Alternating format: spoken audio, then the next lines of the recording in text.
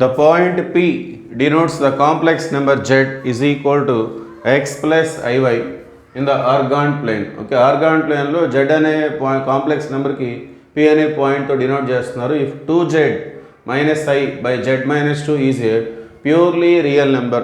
So ఇది ఒక purely real number అడు చెప్తున్నారు. Then locus of p is okay solution. So మనం 2z minus i by z minus 2. So ఇందులో మనం x plus iy సబ్స్టిట్యూట్ చేద్దాం in place of z. So 2 into z అంటే x plus iy minus i by z అంటే x plus iy minus 2. Okay, so దీన్ని రియల్గా ఇమాజినరీగా అంటే separate చేసుకుందాం, both numerator and denominator. 2x, so ఇది real, ఇక్కడ 2iy minus i. So i అనేది common తీస్తే 2y, ఇక్కడ i కామన్ తీస్తే ఏం లేదు కాబట్టి -1. సో ఇక్కడ రియల్ వచ్చేసి x minus 2 plus i into y అనేది ఇమాజినరీ. ఓకే, సో డినామినేటర్ చూసినట్లు మనకి real part x minus 2, imaginary అనేది yగా ఉంది.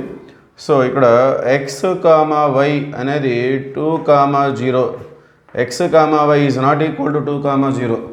ఎందుకంటే ఇక్కడ x ప్లస్లో 2 పెట్టుకుంటే 2 - 2 0 వస్తుంది, y ప్లస్లో 0 పెడితే అంటే ఈ నెంబర్ సబ్స్టిట్యూట్ చేస్తే ఇక్కడ డినామినేటర్ 0 వస్తుంది కాబట్టి సో ఇది x, y అనేది ఈ పాయింట్ కాదు, వేరే ఏ పాయింట్ అయినా మనం తీసుకోవచ్చు. ఓకే, సో అదొక కండిషన్ అట్లా గుర్తుపెట్టుకోవాలి. సో ఇప్పుడు ఇందులో మనకి ఇది ఏం చెప్తున్నారు వాళ్ళు, purely real number. Purely real అంటే అర్థం ఏంటి, ఇమాజినరీ అనేది 0, ఇమాజినరీ పార్ట్ అనేది 0. ఓకే,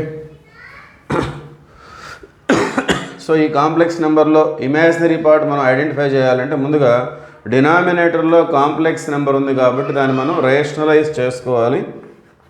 సో రేషనలైజ్ చేసినట్లయితే 2x plus i into 2y minus 1 by x minus 2 plus iy.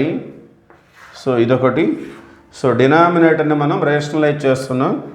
So denominator a plus ib అయితే a మైనస్ ib తోటి మనం రేషనలైజ్ చేసుకోవాల్సి ఉంటుంది. x minus 2 minus iy. So ఇప్పుడు మనం ఈ ఎంటైర్ కాంప్లెక్స్ నెంబర్లో ఇమాజినరీ పార్ట్ మనం 0గా చూడవచ్చు. మరి ఆ ఇమాజినరీ పార్ట్ మనకి ఎలా వస్తుంది అంటే, సో ఫస్ట్ బ్రాకెట్లో రియల్ పార్ట్ని సెకండ్ బ్రాకెట్లో ఇమాజినరీ పార్ట్తో మల్టిప్లై చేయాలి.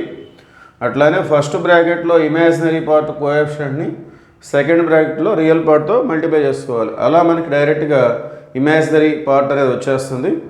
సో ఫస్ట్ బ్రాకెట్లో రియల్, ఇది రియల్, ఇది ఇమాజినరీ, ఇక్కడ ఇది రియల్, ఇది ఇమాజినరీ.